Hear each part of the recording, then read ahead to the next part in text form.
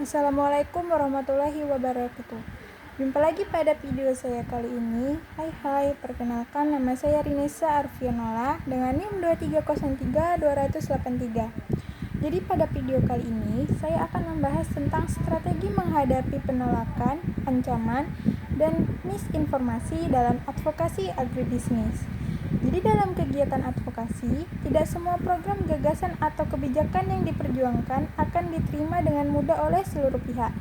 Jadi seringkali pelaku advokasi menghadapi berbagai bentuk penolakan, ancaman, kritik, bahkan penyebaran informasi yang tidak benar atau misinformasi. Nah, kondisi tersebut dapat menghambat proses advokasi, menurunkan kepercayaan masyarakat, serta memengaruhi keberhasilan program yang sedang diperjuangkan.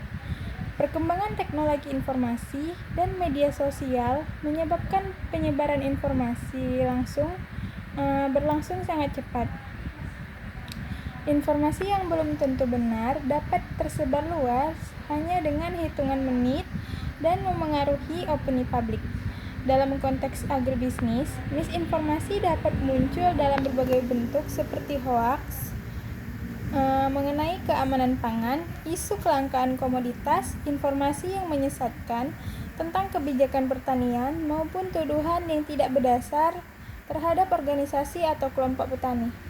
Selain misinformasi, pelaku advokasi juga dapat menghadapi penolakan dari kelompok tertentu yang memiliki kepentingan berbeda.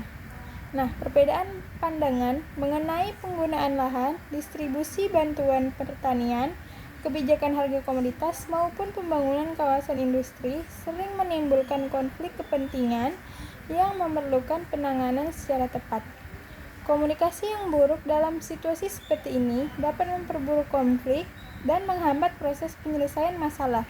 Komunikasi merupakan faktor penting dalam penanganan krisis karena keterlambatan atau kegagalan komunikasi dapat memperpanjang dan memperburuk suatu krisis. Oleh karena itu, pelaku advokasi perlu memahami strategi menghadapi penolakan, ancaman, dan misinformasi secara efektif. Nah, penanganan yang tepat, cepat, dan berbasis fakta dapat membantu menjaga kredibilitas organisasi, melindungi kepercayaan masyarakat, serta memastikan tujuan advokasi tetap dapat dicapai.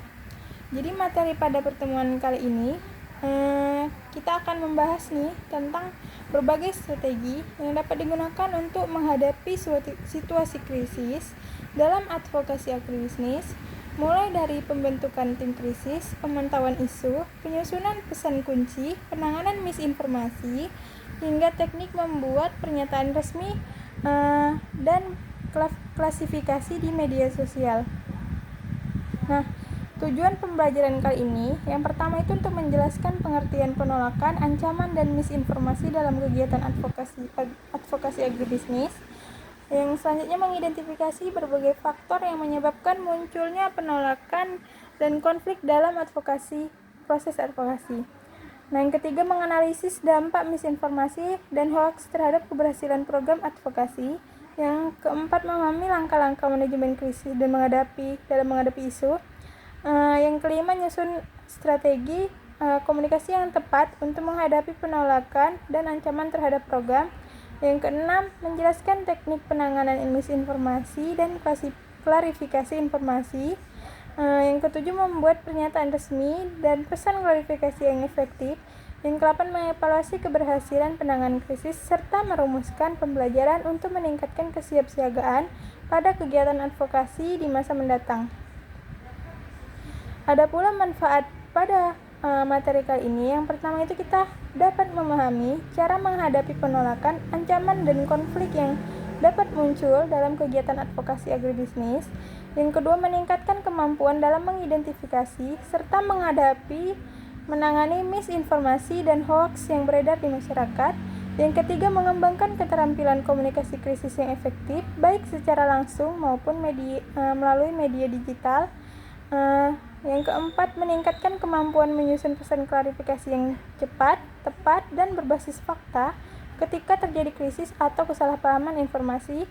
Nah, yang kelima, membantu mahasiswa menjadi pelaku advokasi advokasi yang lebih profesional, responsif, dan mampu menjaga kepercayaan masyarakat terhadap isu yang diperjuangkan. Ada pula ruang lingkup materi kali ini, yaitu berbagai konsep dan strategi yang berkaitan dengan manajemen krisis dalam advokasi agribisnis. Nah, pembahasannya dimulai dari pengertian manajemen krisis dalam konteks advokasi, berbagai bentuk krisis yang dapat terjadi, serta dampaknya terhadap organisasi, kelompok petani, maupun stakeholder yang terlibat.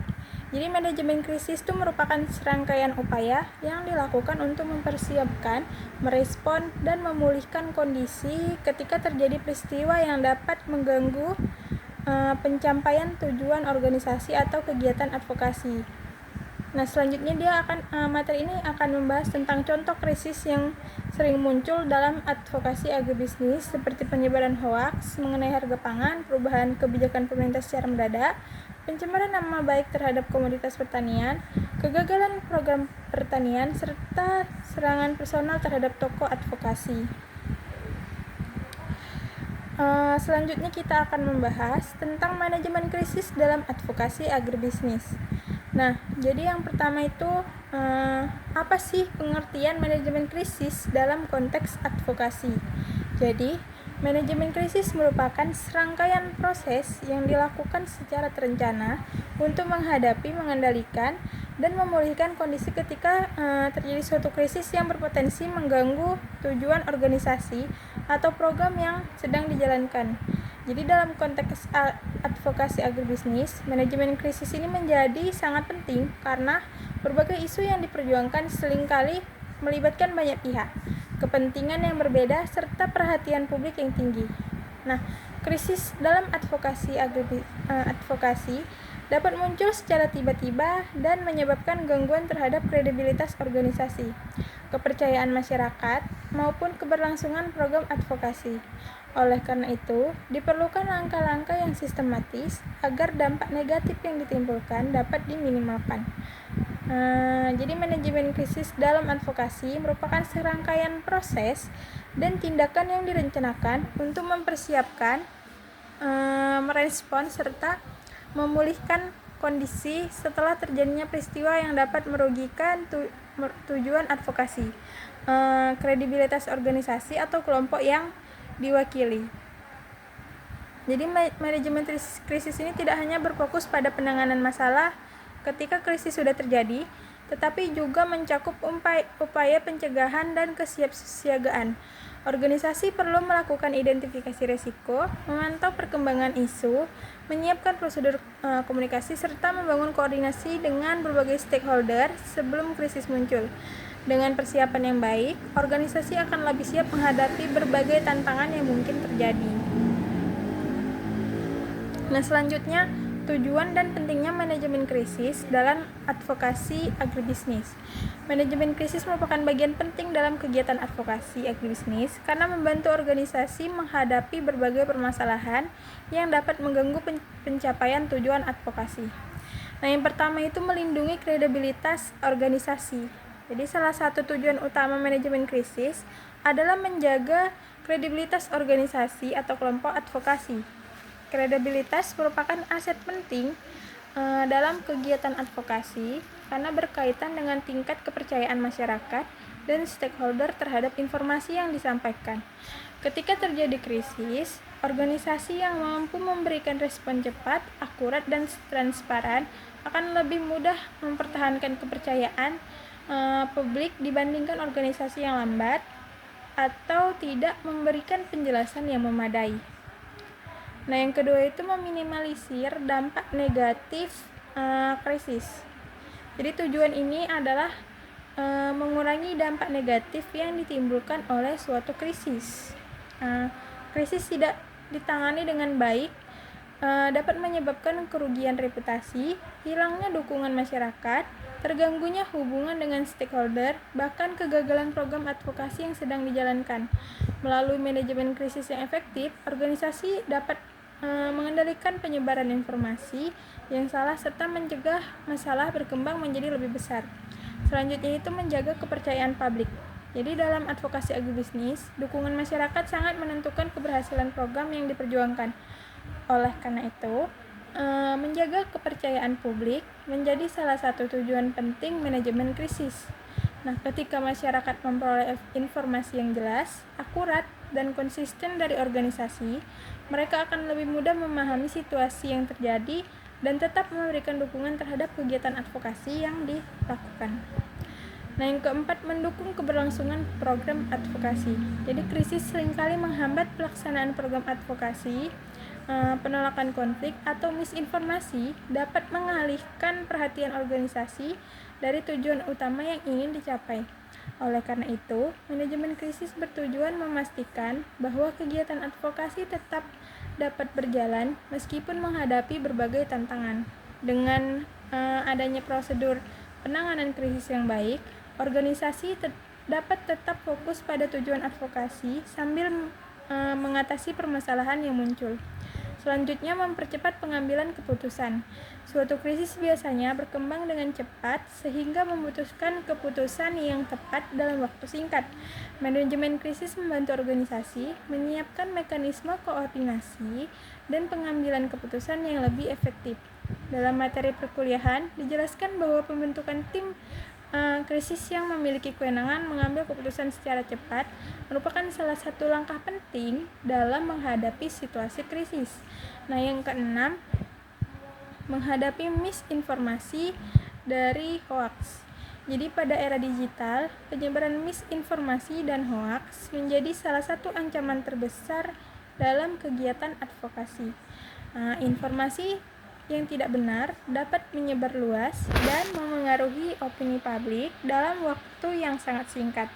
Oleh karena itu, manajemen krisis bertujuan memastikan organisasi mampu melakukan klarifikasi, menyampaikan fakta yang benar, serta memberikan edukasi kepada masyarakat mengenai informasi yang beredar.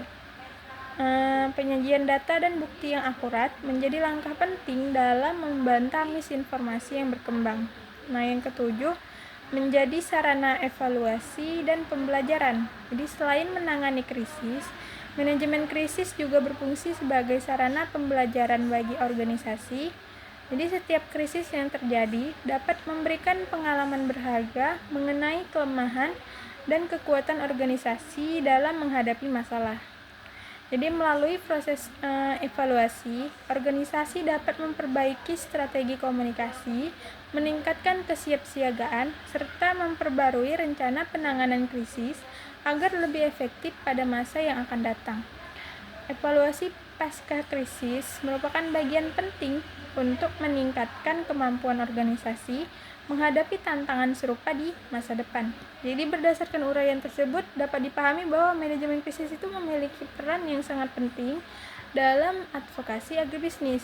Melalui manajemen krisis yang baik, organisasi dapat melindungi reputasi, menjaga kepercayaan publik, mengurangi dampak negatif, menghadapi misinformasi, serta memastikan bahwa tujuan advokasi tetap dapat dicapai secara efektif meskipun menghadapi berbagai tantangan dan hambatan. Selanjutnya ada jenis-jenis krisis dalam advokasi agribisnis. Nah, yang pertama itu ada krisis informasi dan misinformasi. Jadi krisis informasi terjadi ketika informasi yang tidak akurat, menyesatkan, atau bahkan sengaja disebarkan untuk memengaruhi opini publik. Dalam era digital, jenis krisis ini menjadi salah satu yang paling sering terjadi karena informasi dapat menyebar dengan sangat cepat melalui media sosial. Contohnya adalah penyebaran hoaks mengenai keamanan produk pertanian, isu kelangkaan pangan yang tidak sesuai fakta, atau informasi yang salah mengenai kebijakan pemerintah di bidang pertanian. Menurut materi perkuliahan, misinformasi dan hoaks merupakan ancaman yang harus segera ditangani melalui klasifikasi dan penyampaian fakta yang akurat. Selanjutnya ada krisis reputasi. Jadi krisis reputasi itu terjadi ketika citra organisasi, kelompok petani, atau tokoh advokasi mengalami penurunan akibat isu negatif yang berkembang di masyarakat. Jadi krisis ini dapat disebabkan oleh tuduhan, pemberitaan yang merugikan, kesalahan komunikasi, maupun penyebaran informasi yang tidak benar. Apabila tidak ditangani dengan baik, krisis reputasi dapat menyebabkan hilangnya kepercayaan masyarakat dan berkurangnya dukungan terhadap kegiatan advokasi yang sedang dilakukan. Selanjutnya ada krisis kebijakan. Nah, jadi krisis kebijakan ini muncul akibat perubahan kebijakan pemerintah atau regulasi yang menimbulkan dampak besar terhadap sektor agribisnis. Perubahan kebijakan yang dilakukan secara mendadak sering menimbulkan kebingungan, penolakan atau konflik ini di kalangan masyarakat dan pelaku usaha pertanian. Nah, contohnya adalah perubahan aturan distribusi pupuk bersubsidi, kebijakan impor komoditas pertanian, atau perubahan tata ruang yang memengaruhi lahan pertanian produktif. Nah, selanjutnya ada krisis kepentingan. Jadi krisis ini terjadi ketika terdapat perbedaan kepentingan antar berbagai pihak yang terlibat dalam suatu isu. Jadi dalam advokasi agribisnis, konflik dapat terjadi antar petani dan perusahaan, masyarakat dan pemerintah, atau antar kelompok masyarakat yang memiliki kepentingan berbeda terhadap sumber daya pertanian. Nah, jika tidak dikelola dengan baik, konflik kepentingan dapat berkembang menjadi penolakan terbuka dan menghambat proses advokasi. Selanjutnya ada krisis operasional. Jadi krisis operasional berkaitan dengan gangguan terhadap pelaksanaan program atau kegiatan advokasi. Nah, gangguan itu dapat berupa kegagalan pelaksanaan program, kesalahan teknis, kekurangan koordinasi, maupun keterbatasan sumber daya yang menyebabkan program tidak berjalan sesuai dengan rencana. Krisis operasional dapat memengaruhi efektivitas kegiatan advokasi serta menurunkan kepercayaan stakeholder terhadap kemampuan organisasi dalam menjalankan program. Selanjutnya ada krisis sosial, yaitu krisis sosial itu muncul ketika suatu isu menimbulkan keresahan, protes, atau reaksi negatif dari masyarakat. Jadi krisis ini biasanya berkaitan dengan dampak sosial dari suatu kebijakan atau program yang dianggap merugikan kelompok tertentu. Nah, sebagai contohnya itu pembangunan kawasan industri di lahan pertanian produktif dapat memicu penolakan masyarakat karena dianggap mengancam mata pencarian petani dan ketahanan pangan daerah. Selanjutnya yang ketujuh ada di krisis digital. Jadi perkembangan teknologi informasi menyebabkan munculnya jenis krisis baru yang dikenal sebagai krisis digital. Jadi krisis ini terjadi melalui media online dan media sosial, seperti penyebaran berita palsu, kampanye negatif, serangan terhadap akun organisasi, atau viralnya informasi yang merugikan. Karena penyebarannya sangat cepat, krisis digital memerlukan respon yang cepat dan tepat agar tidak berkembang menjadi masalah yang lebih besar. Pemantauan media sosial dan penggunaan alat pemantauan isu menjadi langkah penting dalam mendeteksi krisis digital sejak dini. Nah, selanjutnya ini ada dampak penolakan, ancaman, dan misinformasi terhadap kegiatan advokasi agribisnis. Nah, yang pertama itu menurunkan kepercayaan publik. Jadi salah satu dampak terbesarnya adalah menurunnya kepercayaan masyarakat terhadap organisasi atau kelompok advokasi. Nah, ketika masyarakat menerima informasi yang salah atau tidak mendapatkan klarifikasi yang memadai, mereka dapat meragukan kredibilitas organisasi dan tujuan advokasi yang sedang diperjuangkan. Kepercayaan publik merupakan aset penting dalam advokasi. Jika kepercayaan tersebut hilang, maka dukungan masyarakat terhadap program yang dijalankan akan semakin sulit diperoleh. Selanjutnya itu ada berkurangnya dukungan stakeholder.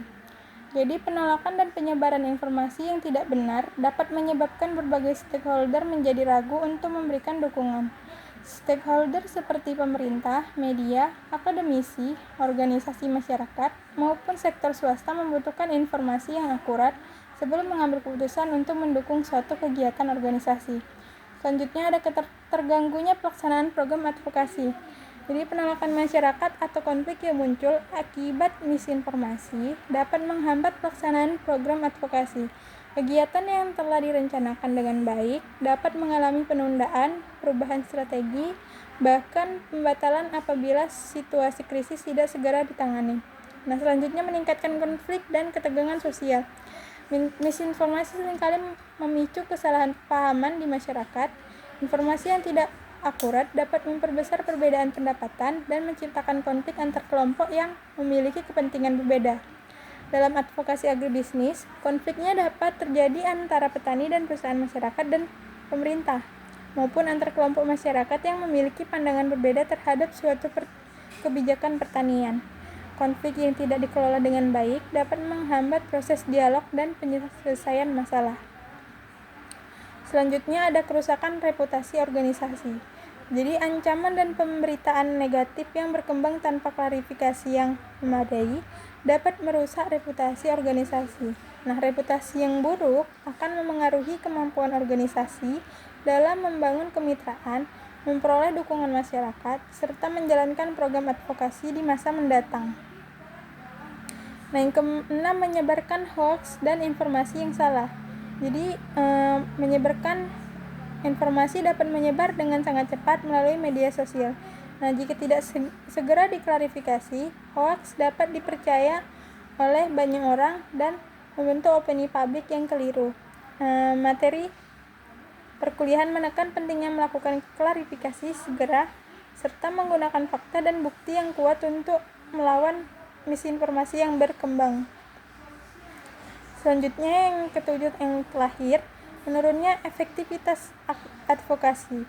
Jadi menurunnya efektivitas advokasi secara keseluruhan ketika organisasi harus menghadapi berbagai gangguan komunikasi dan konflik, energi serta sumber daya yang seharusnya digunakan untuk mencapai tujuan advokasi menjadi terpecah. Akibatnya, proses memengaruhi kebijakan, membangun dukungan publik, dan memperjuangkan kepentingan masyarakat menjadi kurang optimal.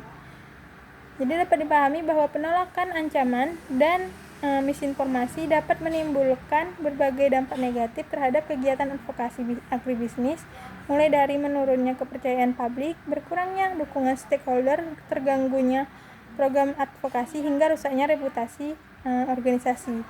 Nah, selanjutnya kita memasuki ke bab strategi menghadapi penolakan dan ancaman dalam advokasi agribisnis. Nah, yang pertama itu ada identifikasi sumber penolakan dan ancaman. Jadi advokasi agribisnis merupakan suatu proses yang dilakukan untuk memperjuangkan kepentingan, meningkatkan pemahaman, serta mendorong terjadinya perubahan yang memberikan manfaat bagi pelaku agribisnis. Dalam pelaksanaannya, kegiatan advokasi tidak selalu berjalan dengan mudah karena melibatkan berbagai pihak yang memiliki latar belakang, kepentingan, pengalaman, dan tingkat pemahaman yang berbeda-beda. Nah, perbedaan tersebut dapat menjadi faktor munculnya berbagai bentuk penolakan maupun ancaman yang dapat menghambat keberhasilan program advokasi.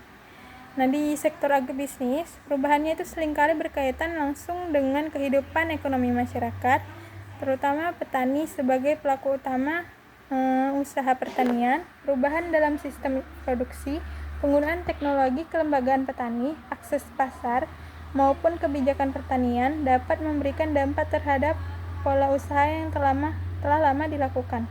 Oleh sebab itu, setiap upaya perubahan membutuhkan pendekatan yang tepat agar dapat diterima oleh masyarakat sasaran. Nah, konsep penolakan dan ancaman dalam advokasi agribisnis. Jadi dalam kegiatan advokasi, perubahan merupakan tujuan utama yang ingin dicapai. Namun, perubahan seringkali menimbulkan respon yang berbeda dari pihak yang terlibat. Sebagian pihak dapat menerima perubahan dengan cepat, sedangkan sebagian lainnya membutuhkan waktu untuk memahami dan menyesuaikan diri. Jadi penolakan dapat muncul ketika suatu perubahan dianggap belum memberikan manfaat yang jelas, terlalu sulit diterapkan, atau berpotensi menimbulkan kerugian. Jadi dalam agribisnis ini, petani sering mempertimbangkan aspek risiko sebelum menerima suatu inovasi karena kegiatan usaha tani berkaitan langsung dengan pendapatan dan keberlangsungan hidup mereka. Selanjutnya ada sumber penolakan internal dalam advokasi. Nah, yang pertama itu ada rendahnya pemahaman terhadap program. Jadi kurangnya pemahaman masyarakat terhadap tujuan dan manfaat suatu program menjadi salah satu penyebab munculnya penolakan. Nah, petani cenderung sulit menerima inovasi apabila informasi yang diberikan belum mampu menjelaskan manfaat nyata yang dapat diperoleh. Nah, dalam advokasi agribisnis, penyampaian informasi perlu dilakukan dengan metode yang mudah dipahami, serta disesuaikannya dengan kondisi masyarakat, pendampingan dan komunikasi yang baik dapat membantu meningkatkan penerimaan petani terhadap perubahan. Nah, selanjutnya ada kekhawatiran terhadap resiko perubahan. Jadi petani sering mempertimbangkan resiko sebelum menerima suatu inovasi atau kebijakan baru karena berkaitan langsung dengan keberlangsungan usaha mereka. Perubahan metode produksi, teknologi maupun sistem pemasaran dapat ditolak apabila dianggap memiliki risiko kerugian yang tinggi. Selanjutnya ada faktor kebiasaan dan budaya. Jadi kebiasaan yang telah dilakukan secara turun-menurun dapat menjadi hambatan dalam proses perubahan. Petani biasanya memiliki cara tersendiri dalam menjalankan usaha tani berdasarkan pengalaman yang telah mereka miliki. Pendekatan advokasi harus tetap menghargai pengetahuan lokal masyarakat dan menggabungkan dengan inovasi baru agar perubahannya lebih mudah diterima. Selanjutnya ada rendahnya kepercayaan masyarakat. Jadi kepercayaan masyarakat terhadap pelaksana program sangat memengaruhi keberhasilan advokasi. Pengalaman buruk terhadap program sebelumnya dapat menyebabkan masyarakat menjadi ragu untuk mengikuti program baru. Nah, selanjutnya ada sumber penolakan eksternal dalam agribisnis.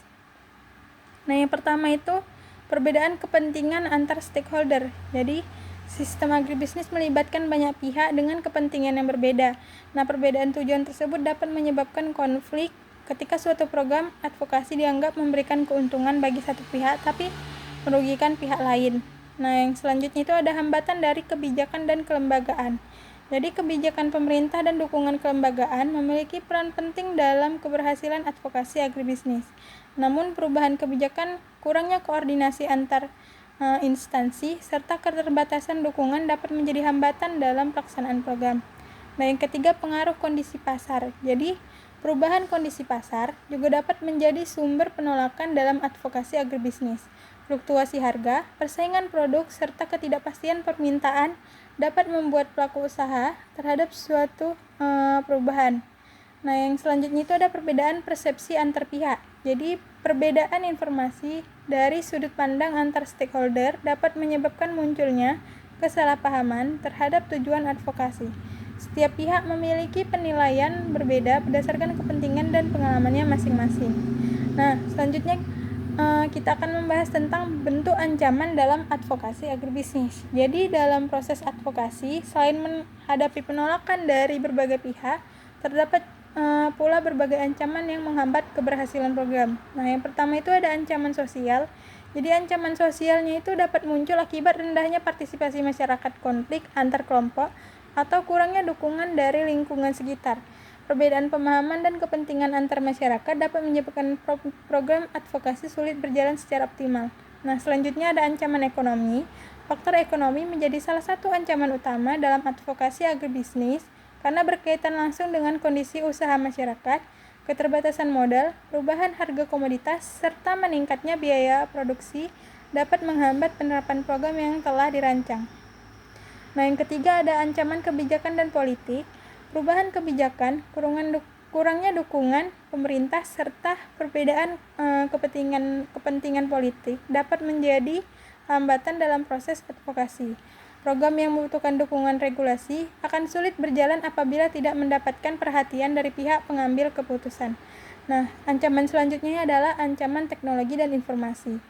Jadi perkembangan teknologi dapat menjadi peluang sekaligus tantangan dalam agribisnis. Nah, keterbatasan kemampuan masyarakat dalam menggunakan teknologi serta rendahnya akses informasi dapat menjadi penghambat penerapan inovasi baru. Nah, selanjutnya ada ancaman lingkungan. Jadi sektor agribisnis sangat dipengaruhi oleh kondisi lingkungan seperti perubahan iklim, bencana alam, serta penurunannya kualitas sumber daya alam. Faktor tersebut dapat mengganggu keberhasilan program advokasi, terutama yang berkaitan dengan peningkatan produksi.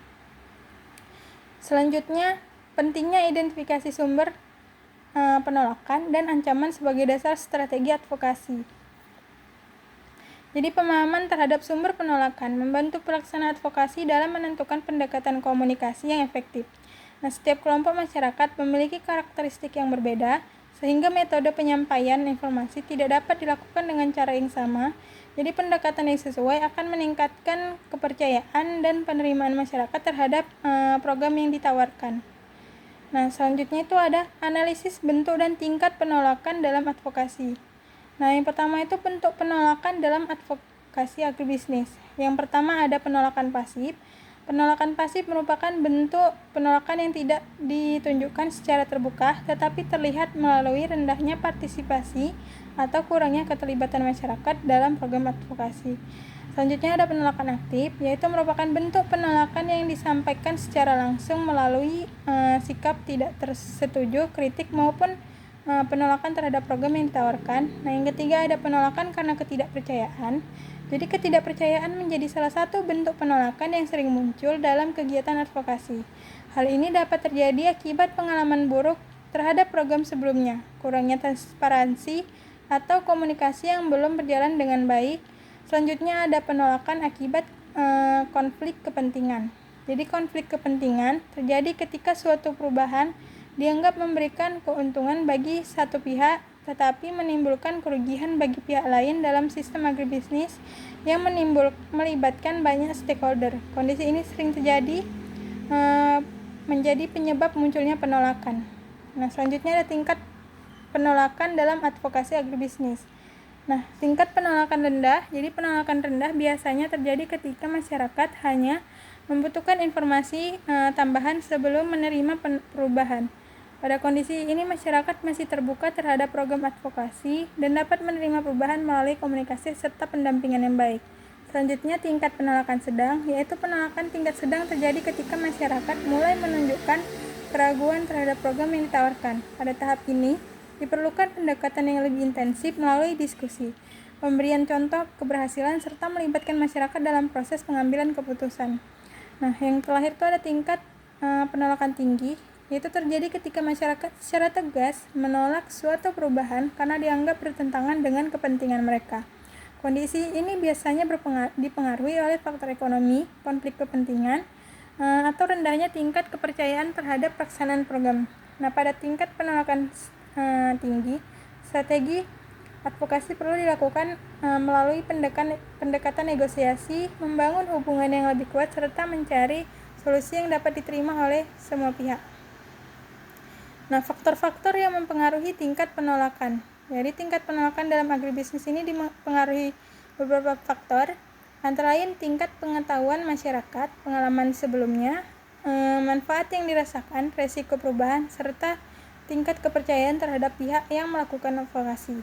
Semakin besar manfaat yang dirasakan dan semakin baik komunikasi yang dilakukan, maka kemungkinan penolakan dapat dikurangi. Sebaiknya, apabila perubahan dianggap beresiko dan tidak sesuai dengan kondisi masyarakat, maka tingkat penolakan akan semakin tinggi. Nah, selanjutnya ada strategi komunikasi dalam menghadapi penolakan agribisnis.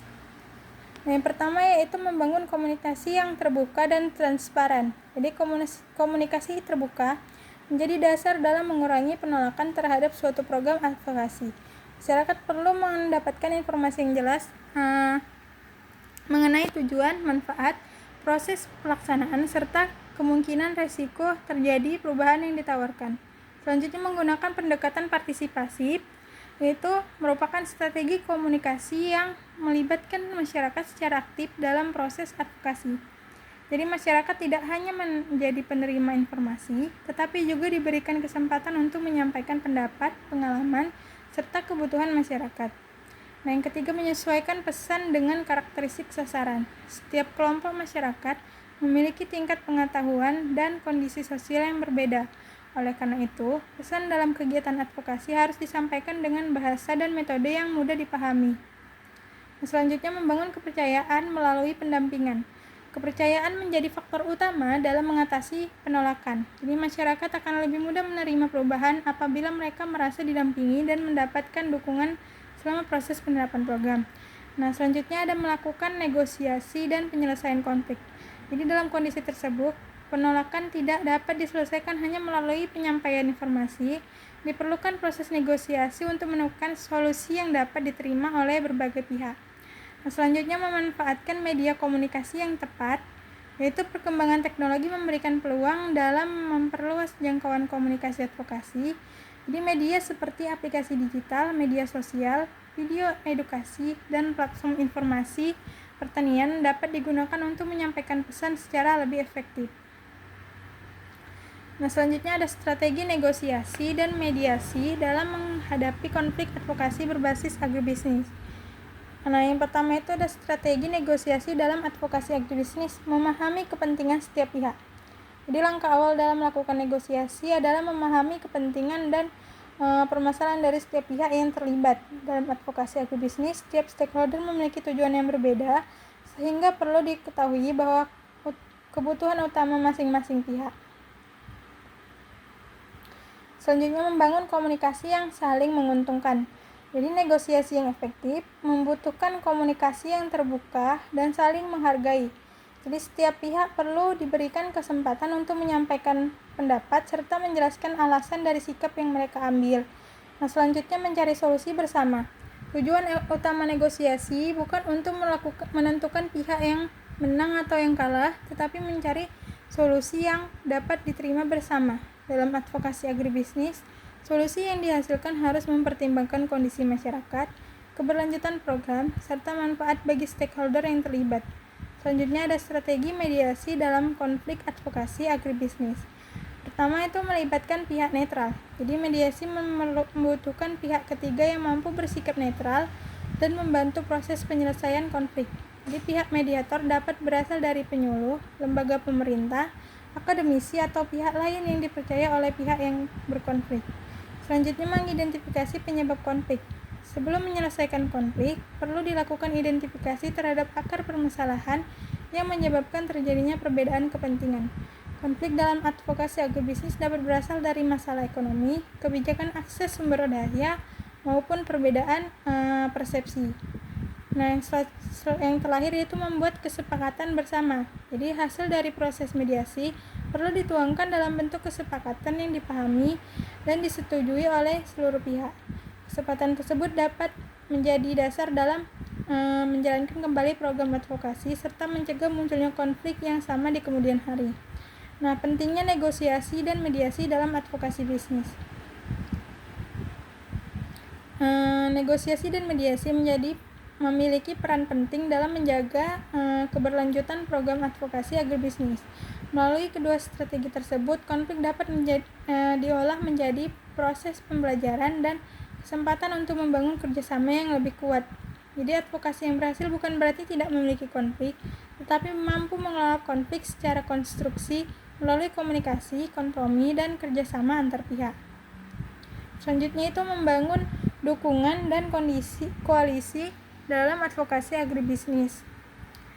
Keberhasilan advokasi agribisnis tidak hanya bergantung pada kemampuan menyampaikan gagasan, tetapi juga kemampuan membangun dukungan dari berbagai pihak yang memiliki pengaruh terhadap proses perubahan. Dukungan dan kerjasama antar stakeholder menjadi faktor penting karena permasalahan dalam agribisnis hanya bersifat kompleks dan tidak dapat diselesaikan oleh satu pihak saja. Nah, yang pertama itu mengidentifikasi stakeholder yang mendukung advokasi. Jadi langkah awalnya adalah membangun dukungan adalah mengidentifikasi pihak-pihak yang memiliki kepentingan atau pengaruh terhadap isu yang diperjuangkan. Stakeholder dalam agribisnis dapat meliputi petani, kelompok tani, penyuluh, pemerintah, perguruan tinggi, lembaga keuangan, pelaku usaha, hingga konsumen. Selanjutnya membangun hubungan dan kepercayaan antar pihak. Jadi dukungan dalam advokasi tidak dapat terbentuk secara instan, tapi membutuhkan hubungan yang baik antar pihak. Kepercayaan menjadi dasar penting dalam membangun kerjasama karena setiap stakeholder perlu merasa bahwa kepentingan tetap diperhatikan. Nah, selanjutnya menggabungkan sumber daya dan peran stakeholder. Setiap stakeholder memiliki sumber daya yang berbeda seperti pengetahuan, jaringan, teknologi, maupun dukungan kebijakan. Melalui koalisi, berbagai sumber daya tersebut dapat digabungkan untuk memperkuat pelaksanaan advokasi. Selanjutnya, mengelola perbedaan kepentingan dalam koalisi. Jadi dalam membangun koalisi, perbedaan pendapat antar pihak merupakan hal yang wajar. Setiap stakeholder memiliki tujuan dan kepentingan masing-masing, sehingga diperlukan kemampuan dalam mengelola perbedaan tersebut. Nah, selanjutnya mempertahankan keberlanjutan dukungan. Jadi dukungan yang telah terbentuk perlu dijaga agar advokasi dapat berjalan dalam jangka panjang. Hal ini dapat dilakukan melalui evaluasi bersama, pembagian peran yang jelas, serta menjaga komunikasi antar anggota koalisi.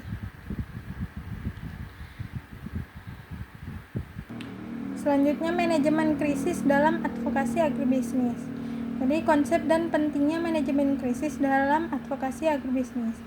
Keberhasilan advokasi sangat dipengaruhi oleh kemampuan membangun kepercayaan, melakukan komunikasi yang efektif, serta melibatkan masyarakat dalam proses perubahan.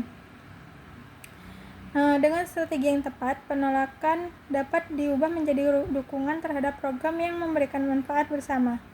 Manajemen krisis merupakan serangkaian proses yang dilakukan untuk mempersiapkan, merespon, dan memulihkan kondisi ketika terjadi peristiwa yang dapat mengganggu pencapaian tujuan suatu organisasi atau kegiatan advokasi.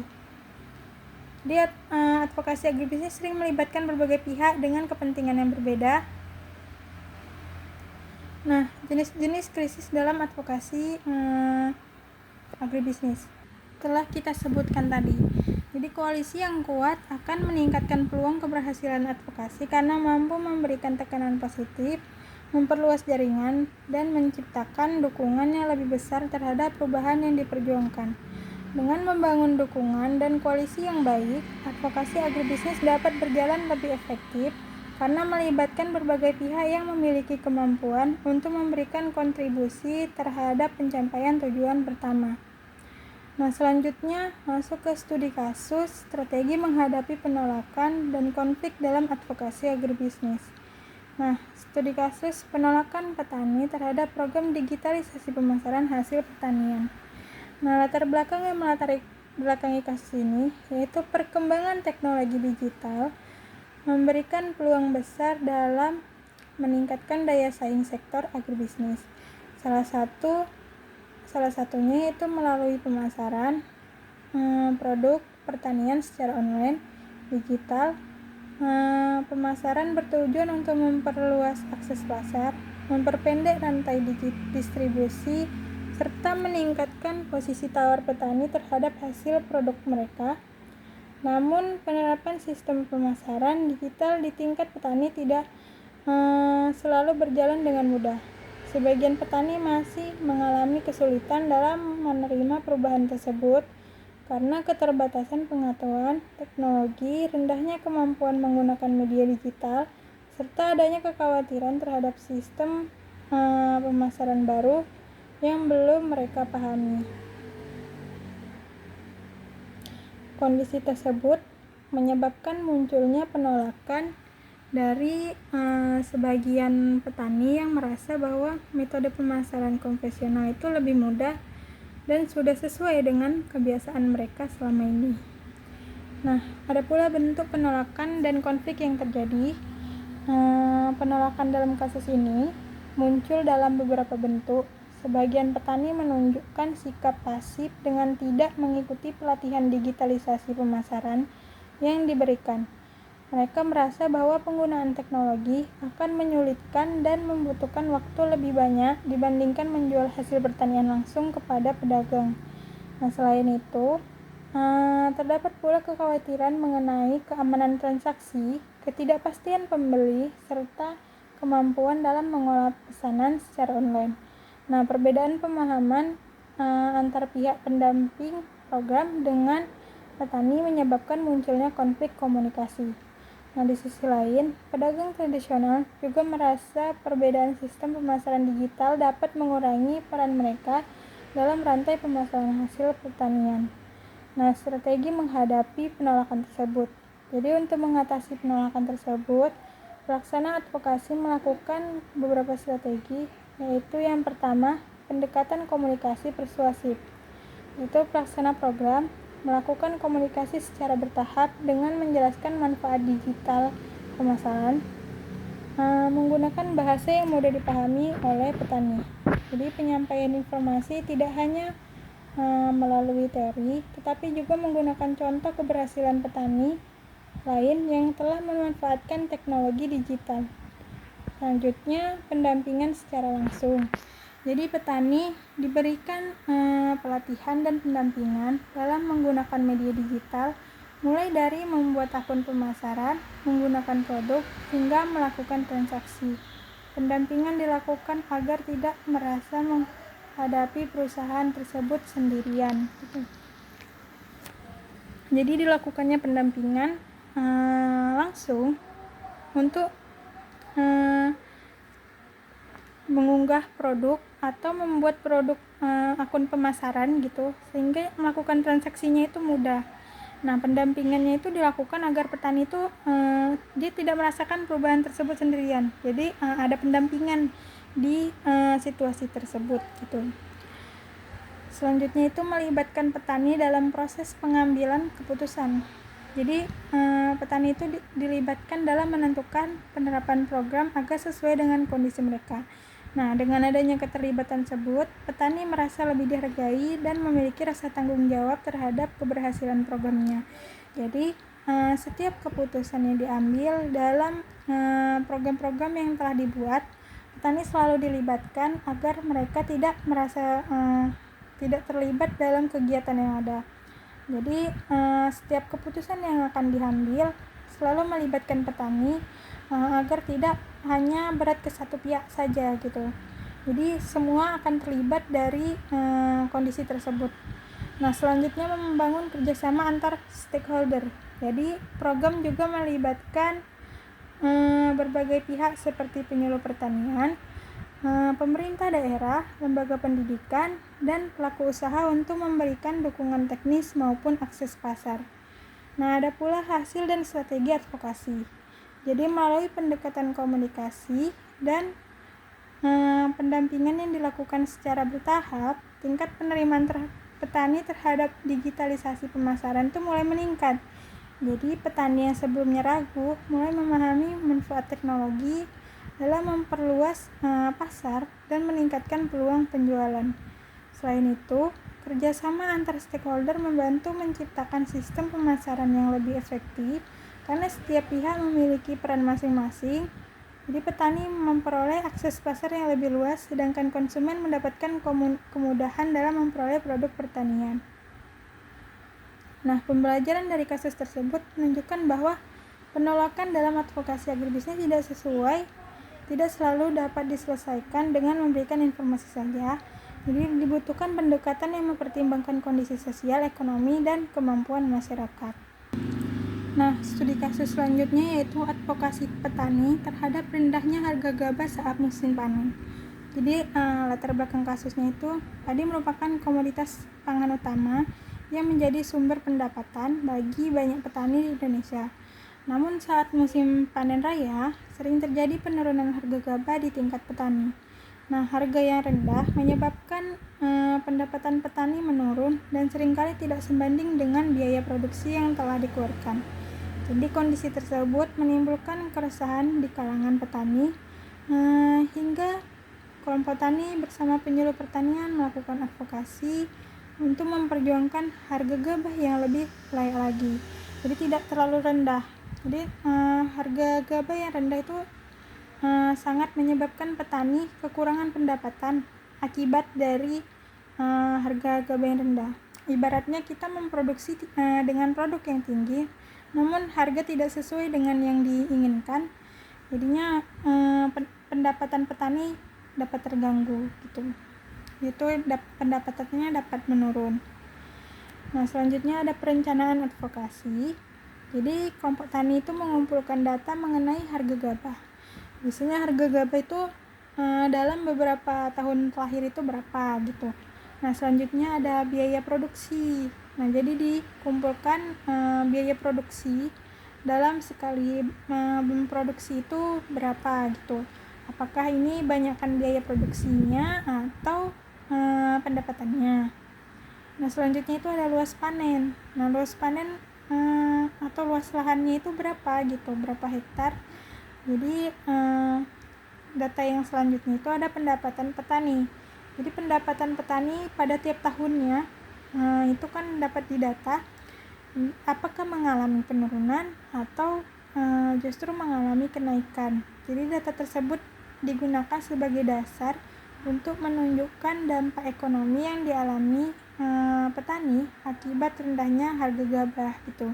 Jadi data-data itu digunakan untuk melihat akibat dari turunnya harga gabah, apakah pendapatan mengalami penurunan dari luas panen yang sama, terus atau dari biaya produksi yang sama, namun pendapatannya itu berbeda gitu karena dari harga itu berbeda. Nah, jadi tujuannya advokasi adalah mendorong pemerintah daerah dan instansi terkait agar memberikan perhatian terhadap stabilitas harga gabah serta perlindungan terhadap petani. Nah, selanjutnya ada pelaksanaan advokasi. Jadi advokasi ini dilakukan melalui dialog dengan pemerintah daerah, dinas pertanian, dan pihak terkait lainnya. Jadi kelompok tani atau gapok tani ini menyampaikan data dan kondisi nyata yang terjadi di lapangan serta mengusulkan beberapa solusi untuk membantu petani memperoleh harga yang lebih baik.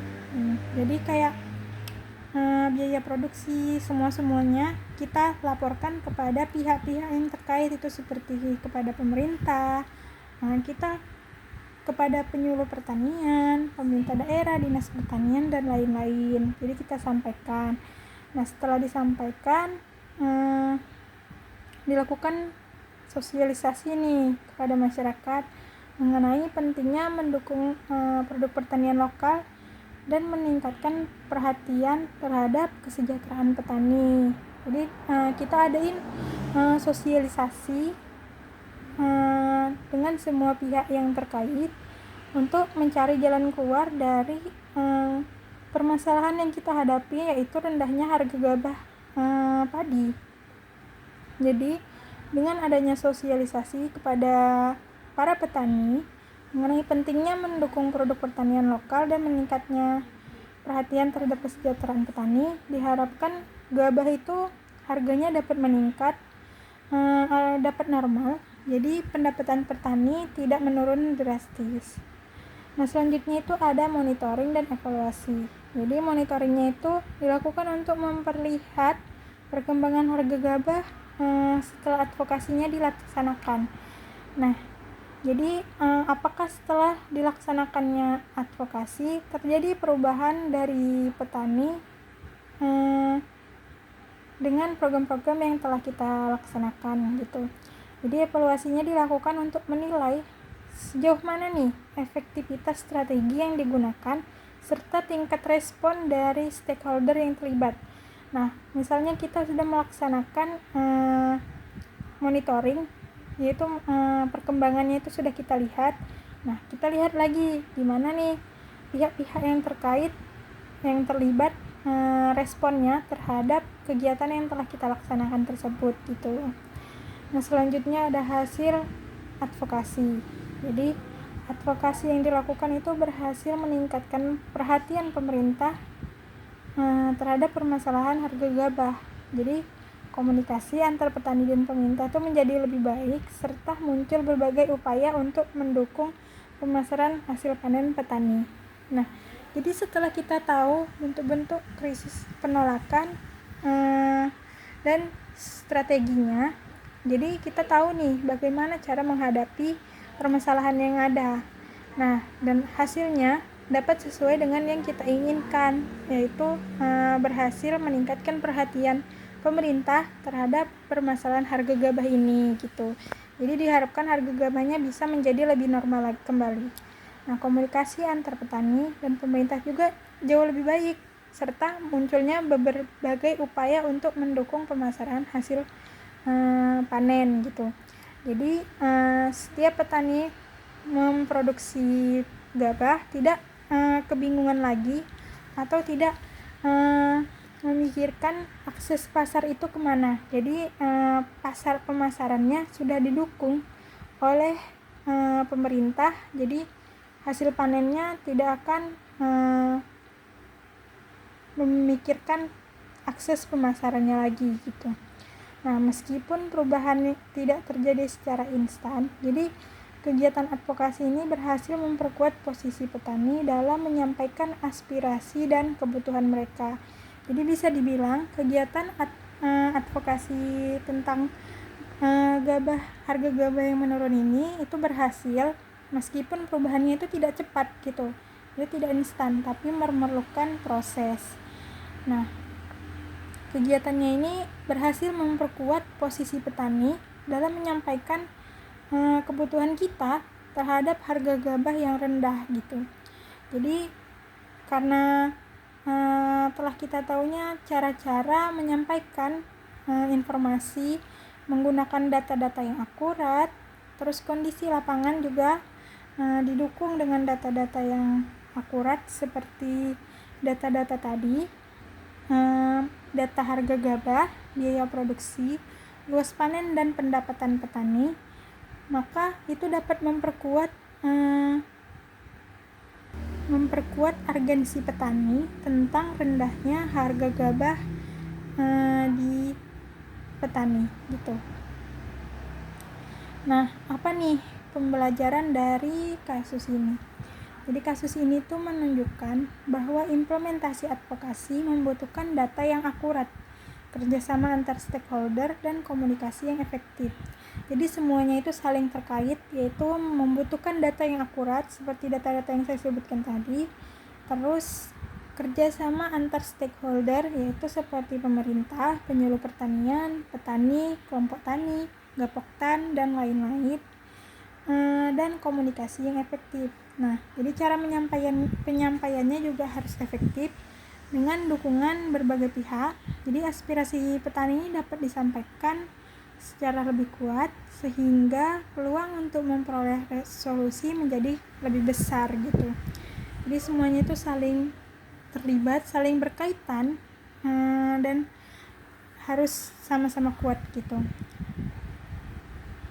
Jadi keberhasilan advokasi juga menunjukkan bahwa partisipasi aktif petani merupakan faktor penting dalam mendorong perubahan yang mendukung sektor agribisnis gitu. Nah, ada pula kesimpulan dalam materi kita kali ini, yaitu advokasi agribisnis merupakan proses yang dilakukan untuk memperjuangkan kepentingan masyarakat. Nah, khususnya petani dan pelaku agribisnis melalui berbagai strategi yang terencana dan sistematis. Advokasi tidak hanya berfokus pada penyampaian aspirasi, tetapi juga proses identifikasi masalah, penyusunan strateginya, pengolahan konflik, pemanfaatan data, hingga evaluasi program yang telah dilaksanakan. Jadi, keberhasilan advokasi agribisnis dipengaruhi oleh berbagai faktor seperti ketersediaan data yang akurat, seperti dalam contoh kasus kita tadi, data produksi gabah, data harganya, luas lahannya, dan harga gabah dari tahun ke tahun gitu. Nah, terus komunikasi yang efektif, yaitu penyampaiannya yang baik, sekali lagi penyampaiannya yang sesuai, dan selanjutnya itu ada kepemimpinan yang baik. Jadi memiliki jiwa kepemimpinan yang baik dan profesionalisme. Jadi tidak melibatkan hak pribadi dalam kegiatan advokasi ini. Dia harus profesionalisme serta dukungan dari berbagai stakeholder seperti pemerintah, penyuluhan, dan pertanian, kelompok tani, dan gabungan kelompok tani, gapoktan. Nah, selain itu, perkembangan teknologi digital itu memberikan peluang yang besar untuk meningkatkan efektivitas advokasi melalui pemanfaatan media sosial, visualisasi data, dan berbagai digital tools lainnya.